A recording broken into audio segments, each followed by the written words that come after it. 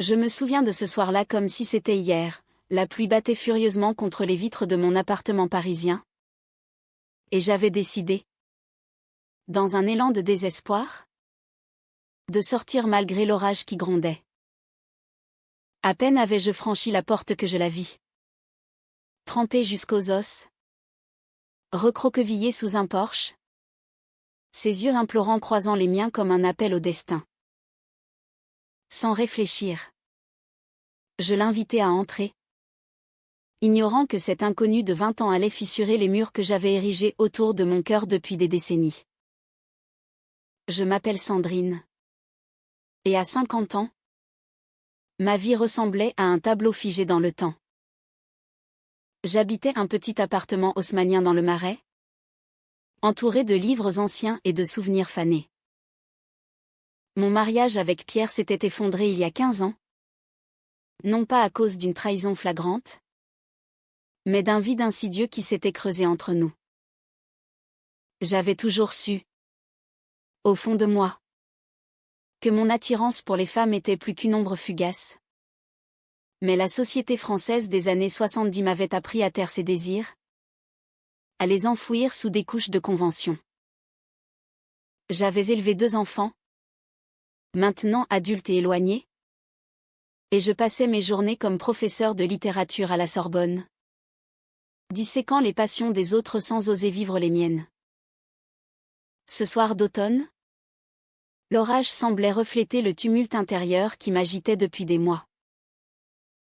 J'avais reçu une lettre anonyme, glissée sous ma porte, insinuant que quelqu'un connaissait mon secret, ce flirt discret avec une collègue, il y a des années, qui n'avait jamais abouti mais qui m'avait marqué. La peur m'étreignait, et si c'était un chantage? Et si ma réputation, si fragile dans ce milieu académique conservateur, était en jeu? C'est dans cet état d'esprit que je sortis, cherchant l'air frais pour apaiser mes tourments. Elle s'appelait Coralie. 20 ans. Étudiante en arts plastiques. Originaire de Provence mais venue à Paris pour fuir une famille étouffante. Ses cheveux châtains collaient à son visage pâle. Et ses yeux noisettes brillaient d'une vulnérabilité qui me transperça. Merci. Madame, murmura-t-elle en entrant, sa voix tremblante comme une feuille sous le vent. Je lui offris une serviette, du thé chaud, et nous nous assîmes près de la cheminée. Elle raconta son histoire, une dispute violente avec ses parents, qui refusaient d'accepter son orientation sexuelle. Elle avait fui. Sans argent, sans plan, et l'orage l'avait surprise. Au fil de la conversation, je sentis une connexion inexplicable. Coralie parlait avec une passion juvénile, citant Frida Kahlo et Simone de Beauvoir, des figures qui résonnaient en moi. Elle avait cette fougue espagnole dans le sang, sa grand-mère était originaire de Séville, et elle en avait hérité un tempérament ardent, mêlé à la douceur provençale. Moi, avec mes rides naissantes et mes regrets accumulés, je me sentais revivre à travers ces mots. Vous comprenez? N'est-ce pas? Demanda-t-elle soudain, ses yeux plongeant dans les miens. Je hochai la tête, le cœur battant, sans oser avouer que oui. Je comprenais trop bien. La nuit avança, et l'orage se calma. Coralie refusa de partir, arguant que les rues étaient trop dangereuses. Je lui proposai le canapé, mais nous restâmes à parler jusqu'à l'aube. Elle me confia ses rêves, devenir artiste, peindre des toiles qui capturent l'essence des amours interdites. Je lui parlais de mes lectures préférées, de Colette et de Yourcenar, ces femmes qui avaient osé défier les normes. Pour la première fois depuis longtemps, je me sentis vue. Non pas comme une professeure respectable, mais comme une femme avec des désirs profonds. Le lendemain matin, elle partit, laissant son numéro sur un bout de papier. Appelez-moi. Sandrine. Vous m'avez sauvée. Je fixai ce numéro pendant des heures, déchiré entre l'excitation et la terreur. À 50 ans, qu'avais-je à offrir à une jeune femme comme elle? Et pourtant, quelque chose en moi s'était éveillé. Un feu que je croyais éteint. J'ignorais alors que cette rencontre n'était que le début d'une tempête bien plus violente. Les jours suivants, nous nous revîmes. D'abord pour un café au jardin des Tuileries, puis pour des promenades le long de la Seine. Coralie avait une façon de rire qui illuminait les rues grises de Paris. Elle me racontait ses amours passés, des flirts avec des filles de son âge, mais toujours superficiels. Je cherche quelque chose de vrai, de profond, disait-elle. Moi, je gardais mes secrets, mon mariage raté, mes attirances refoulées, et cette lettre anonyme qui me hantait. Un soir, lors d'un dîner improvisé chez moi, la tension monta. Elle posa sa main sur la mienne, et je ne la retirai pas. Sandrine, je ressens quelque chose pour vous.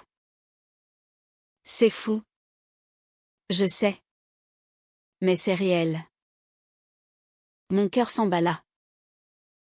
Je pensais à la différence d'âge, au jugement des autres, à ma carrière.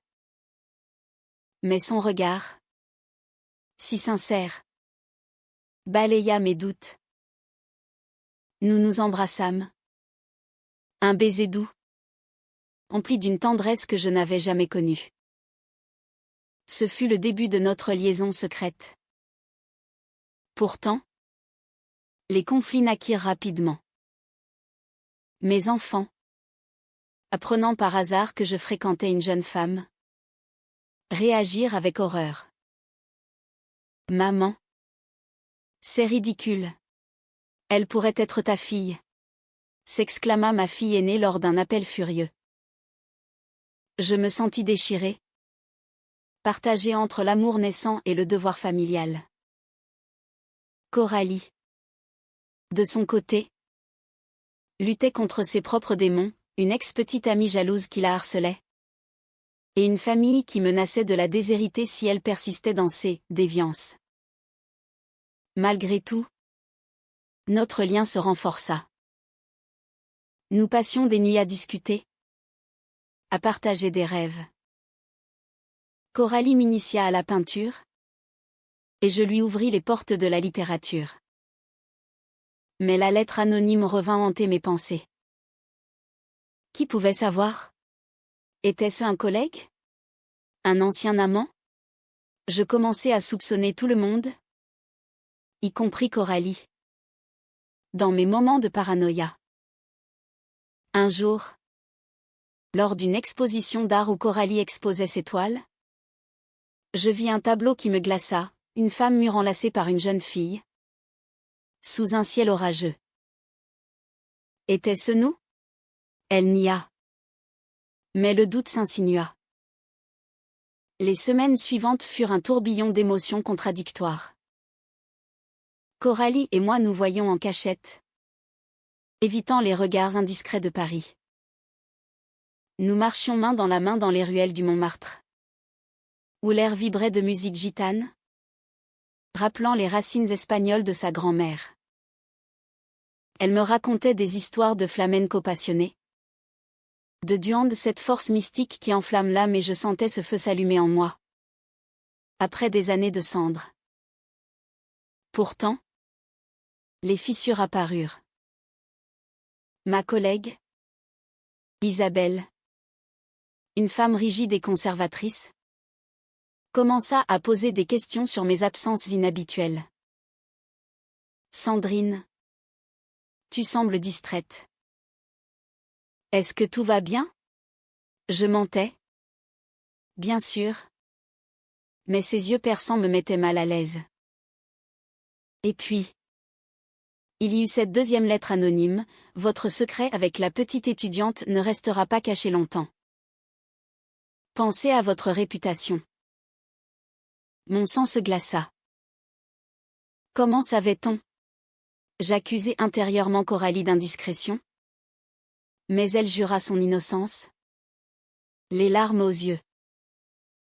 Notre relation devint un champ de mine. Coralie, avec sa jeunesse impétueuse, voulait tout, des sorties publiques, des déclarations d'amour. Moi, prisonnière de mes peurs, je freinais. Attendons. Ma chérie. Le monde n'est pas prêt. Elle s'emportait, prêt pour quoi? Pour deux femmes qui s'aiment? Tu as honte de moi? Ces mots me blessaient. Car au fond, c'était de moi que j'avais honte, de cette vie passée à me conformer. Un soir, lors d'une dispute explosive, elle révéla un secret qui me bouleversa.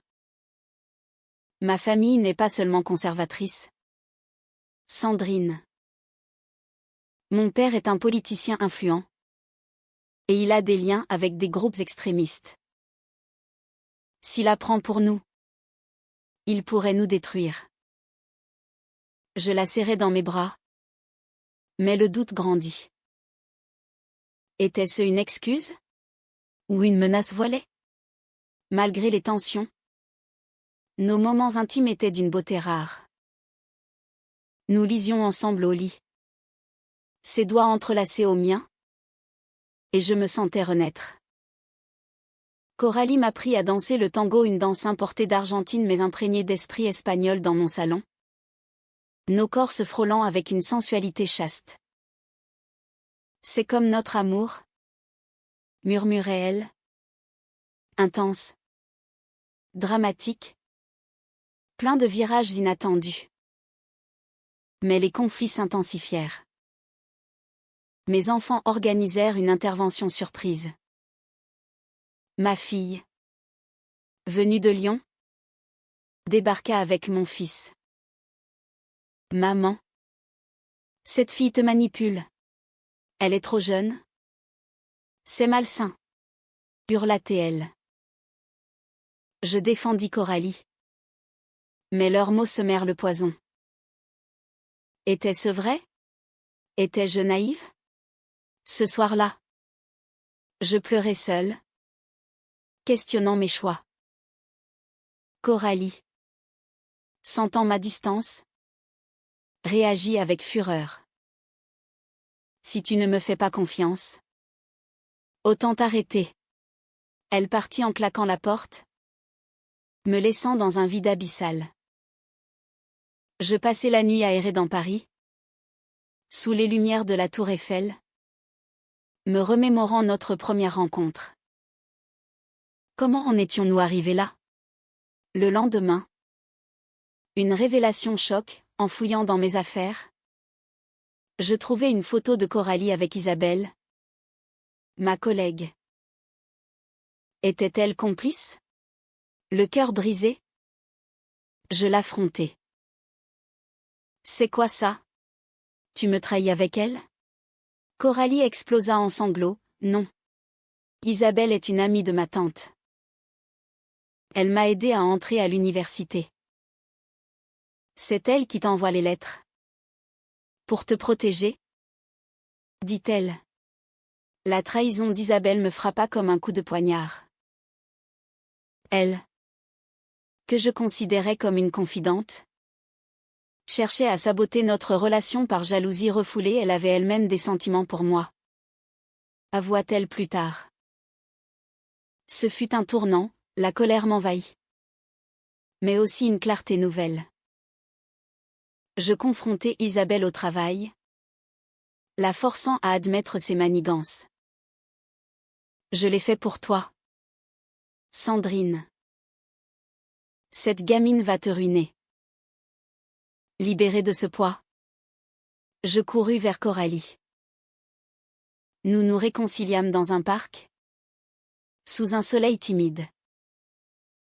Pardonne-moi mes doutes, murmurai-je. Elle m'embrassa. Et pour la première fois, je me sentis libre. Mais le destin réservait d'autres épreuves. La famille de Coralie apprit notre liaison. Son père, un député conservateur, envoya des menaces voilées.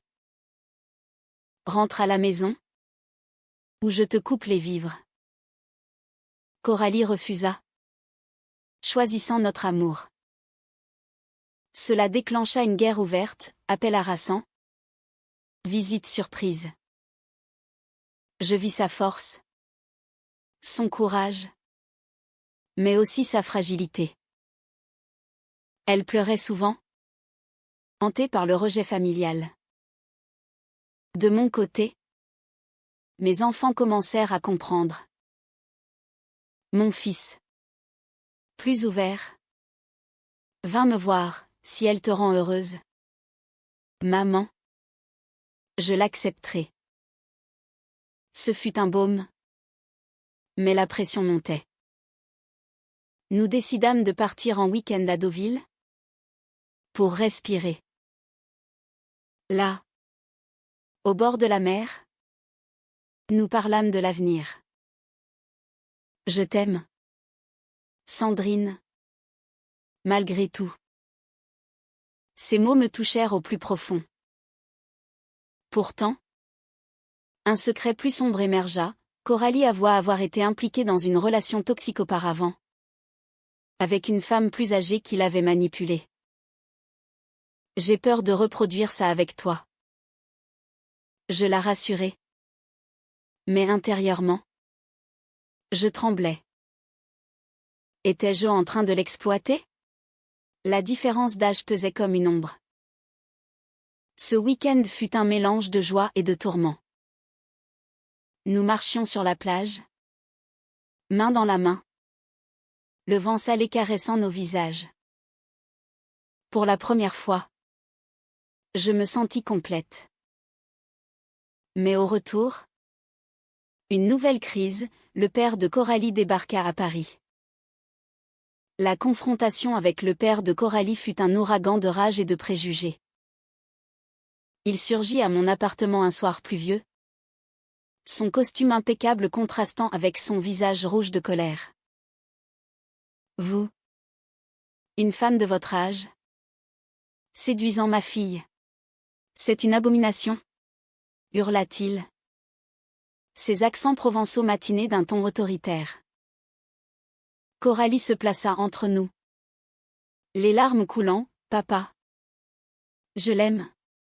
C'est ma vie. Il la gifla. Un geste qui me fit bouillir de fureur. Je le chassai. Mais le mal était fait, Coralie s'effondra. Déchirée entre loyauté familiale et amour. Cette nuit-là, elle me confia les horreurs de son enfance, un père dominateur, imprégné de valeurs traditionnalistes héritées de ses ancêtres espagnols, qui voyait l'homosexualité comme un péché. Il m'a forcé à aller à des thérapies de conversion quand j'avais 16 ans. Murmura-t-elle, tremblante. Mon cœur se brisa. Comment avais-je pu douter d'elle? Je la serrai, promettant de la protéger. Mais les répercussions furent immédiates. Le père coupa ses fonds, la laissant sans ressources.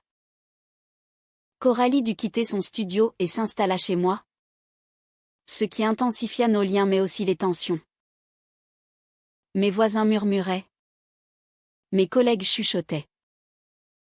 À la Sorbonne, des rumeurs circulaient, Sandrine est une étudiante. Scandaleux. Je risquais ma carrière. Mais pour la première fois, je m'en fichais. L'amour valait-il ce prix? Coralie, pour subvenir à ses besoins, prit un job de serveuse dans un café du quartier latin. Je la voyais rentrer épuisée, mais déterminée. Je ne veux pas être un fardeau, Sandrine. Sa résilience m'inspirait. Mais un nouveau conflit surgit, la jalousie. Une cliente régulière, une femme charismatique d'une trentaine d'années, flirtait ouvertement avec elle. Je surpris des messages ambigus sur son téléphone. C'est rien. Juste du badinage, assura-t-elle. Mais le doute revint. Lors d'une soirée arrosée, la dispute éclata. Tu me trompes? C'est ça? Avec quelqu'un de ton âge? Criai-je. Les larmes aux yeux. Coralie nia. Mais avoua, parfois. Je me demande si on est compatible. Tu es si prudente? Si. Vieille école. Ces mots me transpercèrent. Étais-je trop rigide? Trop marqué par mon passé? Ce fut le début d'une période sombre. Nous nous évitions. Dormant dos à dos. Je repensais à mon mariage. À cette routine qui m'avait étouffée. Était-ce le même piège? Coralie. De son côté, luttait contre la dépression. Hantée par le rejet paternel. Elle peignait frénétiquement. Des toiles sombres évoquant des cœurs brisés sous des cieux orageux. Un jour.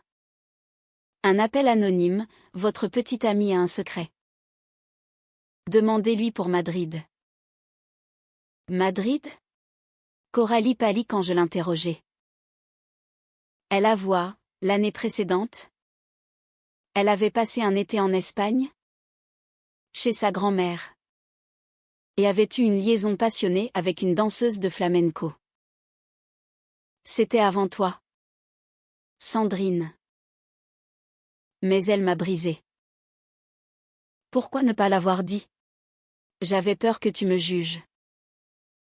Cette révélation déclencha une crise de confiance. Je me sentis trahi. Non par l'histoire passée, mais par le mensonge. Nous nous séparâmes temporairement, elle partit chez une amie.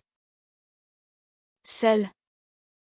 Je errais dans Paris, visitant les musées où nous allions ensemble.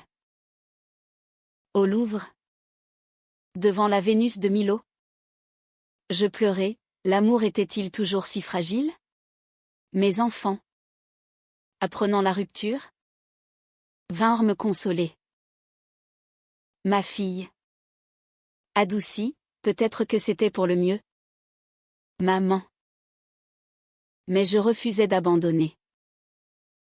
Je contactai Coralie. Et nous nous revîmes au Pont des Arts. Je t'aime malgré tes secrets? Dis-je. Elle pleura, moi aussi. Mais on doit être honnête. Notre réconciliation fut ardente, imprégnée de ce duan d'espagnol qu'elle chérissait. Nous décidâmes de tout affronter ensemble. Mais le père de Coralie n'avait pas dit son dernier mot, il engagea un détective privé qui nous suivit. Des photos compromettantes circulèrent dans mon cercle professionnel. À la Sorbonne, on me convoqua, votre conduite personnelle affecte l'image de l'université. Paniqué. Je envisageais de rompre pour protéger Coralie. Non, s'écria-t-elle. On se bat. Sa détermination me galvanisa. Nous organisâmes une confrontation familiale. Chez moi. Face à son père. Elle déclara, si tu ne m'acceptes pas, tu me perds. Il partit furieux. Mais une graine était plantée. Pourtant, un twist inattendu, Isabelle, repentante, révéla que le père de Coralie était impliqué dans un scandale politique corruption lié à des fonds espagnols. Elle offrit des preuves. Coralie, horrifiée, confronta son père, c'est toi le monstre. Pas moi. Il céda partiellement, acceptant un cessez-le-feu. Notre amour s'approfondit. Mais les cicatrices restaient. Nous voyageâmes en Provence. Chez sa grand-mère. Une femme sage aux yeux de feu. Elle nous bénit, l'amour n'a pas d'âge. Mes filles. Ce fut un moment de paix. Mais le destin frappa, Coralie découvrit une lettre de mon passé. La lettre était cachée dans un vieux journal intime, une déclaration d'amour d'une femme, datant de mes années étudiantes. « Pourquoi ne m'as-tu rien dit ?» demanda Coralie. Les yeux emplis de douleur. Je confessai, à 20 ans. J'avais aimé une camarade, mais la peur sociale m'avait fait reculer. J'ai choisi la sécurité, et je l'ai regretté toute ma vie. Coralie comprit. Mais cela raviva ses insécurités, et si tu fais la même chose avec moi? Ce doute mena à une nouvelle crise. Coralie, impulsive, contacta son ex de Madrid, cherchant du réconfort. Je l'appris par hasard, et la trahison me dévasta. C'était juste un appel. Sandrine. J'avais besoin de parler. Mais pour moi, c'était une faille insurmontable. Nous nous disputâmes violemment. Des mots durs fusant comme des éclats de verre. Dans la foulée, mon univers professionnel s'effondra. La Sorbonne me suspendit temporairement, citant les rumeurs. Humilié, je me retranchai chez moi, refusant de voir quiconque. Coralie tenta de me reconquérir, laissant des notes poétiques sous ma porte. Mais je la repoussai. Va-t'en. Tu mérites mieux qu'une vieille femme brisée. Seule, je affrontais mes démons. Je repensais à ma vie, les compromis, les silences. À 50 ans, étais-je condamnée à la solitude? Un appel de ma fille changea tout. Maman, bats-toi pour elle. L'amour comme ça est rare. Inspirée, je décidai de tout risquer. Je retrouvai Coralie dans son café. Pardonne-moi ma peur. Je t'aime. Et je veux le crier au monde. Elle pleura. Et nous nous embrassâmes publiquement, sous les regards surpris des clients. Ce fut un acte de libération. Mais les conséquences furent immédiates, des articles dans la presse locale, titrant sur « L'amour scandaleux d'une professeure et son étudiante ». Le père de Coralie, furieux, orchestra une campagne de diffamation. Des amis me tournèrent le dos. Mes enfants durent affronter les jugements. Coralie, sous pression. Tracas, peut-être qu'ils ont raison. On est trop différentes. Elle partit pour un week-end chez sa grand-mère, me laissant dans l'angoisse. Pendant son absence, un événement inattendu, Isabelle, rongée par la culpabilité, témoigna en ma faveur à l'université. Sandrine est une femme intègre. Son amour n'est pas un crime. Cela me redonna espoir. Je rejoignis Coralie en Provence, sous le soleil méditerranéen imprégné d'arômes de lavande et d'olive. Là, chez sa grand-mère. Une révélation choque, la vieille dame avoua avoir elle-même aimé une femme dans sa jeunesse en Espagne, pendant la guerre civile. J'ai caché ça toute ma vie. Mais toi, Coralie, vice libre. Ces mots brisèrent les chaînes. Coralie et moi nous réconciliâmes, dansant un flamenco improvisé sous les étoiles, nos cœurs enfin alignés. De retour à Paris, nous affrontâmes le monde. Je démissionnai de la Sorbonne pour ouvrir un atelier littéraire indépendant, où j'enseignais la liberté d'aimer. Coralie exposa ses toiles, inspirées de notre histoire, et gagna en reconnaissance. Mais le père persista, il tenta de la déshériter. Le climax arriva lors d'une réunion familiale tendue. Coralie, forte, déclara, si tu choisis la haine, tu perds ta fille. Touché par sa grand-mère qui le confronta sur ses propres hypocrisies, un adultère passé, il céda, acceptant un dialogue. Ce ne fut pas une victoire totale, mais un pas vers la réconciliation. Notre amour, forgé dans le feu, devint plus profond. Nous adoptâmes un chat errant, symbole de notre résilience. Pourtant, des doutes subsistaient, la société nous jugeait, et la différence d'âge pesait parfois. Lors d'une nuit d'insomnie, Coralie murmura, « Et si un jour tu regrettes ?» Je répondis, « Jamais. Tu m'as donné une seconde vie. » Les mois passèrent, et nous construisîmes une routine harmonieuse. Promenade au bois de Boulogne, lecture partagée, voyage en Espagne pour honorer ses racines. Mais un secret final émergea, j'appris que Coralie avait un problème de santé mineur. Une condition cardiaque héritée, qu'elle avait cachée par peur. Cela nous unit encore plus, je la soutins lors des traitements.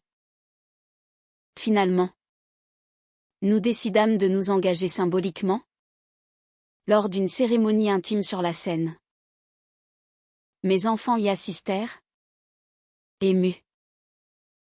Ce fut un moment de pure joie. Mais teinté de mélancolie, la vie est imprévisible. Les années suivantes furent un mélange de défis et de triomphes. Notre relation, autrefois secrète, devint un témoignage vivant de l'amour sans frontières.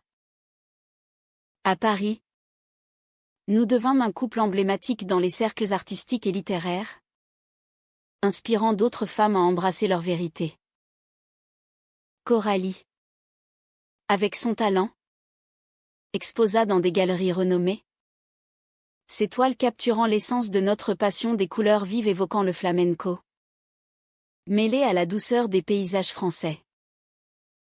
Pourtant, les cicatrices du passé ressurgissaient parfois. Le père de Coralie, après un infarctus, revint vers elle, admettant ses erreurs. J'ai eu tort, ma fille. L'amour est l'amour. Ce pardon fut un baume, mais il fallut du temps pour reconstruire. De mon côté, mes enfants s'ouvrirent pleinement, ma fille organisa même un dîner familial où Coralie fut accueillie comme une des leurs. La différence d'âge, source de tant de conflits, devint notre force. Je lui apportais la sagesse. Elle me donnait l'énergie. Nous voyageâmes, Séville pour le feria, où nous dansâmes jusqu'à l'aube, la Côte d'Azur pour des escapades romantiques. Chaque moment renforçait notre lien. Un amour profond, humain, imparfait. Mais la vie, cruelle, nous testa une dernière fois. Coralie, à 25 ans maintenant, reçut une offre d'étudier à New York. C'est mon rêve, Sandrine. Mais je ne veux pas te quitter. Déchirée. Je l'encourageai, va. Ma chérie. L'amour vrai supporte la distance. Elle partit. Et les mois suivants furent une épreuve de solitude. Appels nocturnes. Visites sporadiques, notre relation évolua. Mais le doute s'insinua, survivrions-nous? Lors d'une visite, elle avoua une tentation, une artiste américaine l'avait courtisée. Je n'ai pas cédé. Mais j'ai eu peur. Cette honnêteté nous sauva. Je volai à New York. Et nous passâmes une semaine magique. Redécouvrant notre feu. Rentrons ensemble. Décida TL. Paris est notre maison. De retour, nous fondâmes une association pour soutenir les jeunes LGBT rejetés par leur famille, canalisant nos épreuves en actions humanitaires. Ce fut thérapeutique, voir d'autres s'épanouir nous guérissait. À 55 ans, je regardais en arrière avec gratitude. Coralie m'avait offert non seulement la plus belle nuit de ma vie, cette première sous l'orage, mais une renaissance. Notre histoire, riche en drames, trahison et rédemption, prouvait que l'amour transcende l'âge, les normes, les secrets. Aujourd'hui, assise sur un banc face à la Seine, main dans la main, nous contemplons l'avenir. Les conflits nous ont forgés. Les décisions difficiles nous ont renforcés. Et si le monde juge encore, nous savons, notre amour est humain, pur, éternel.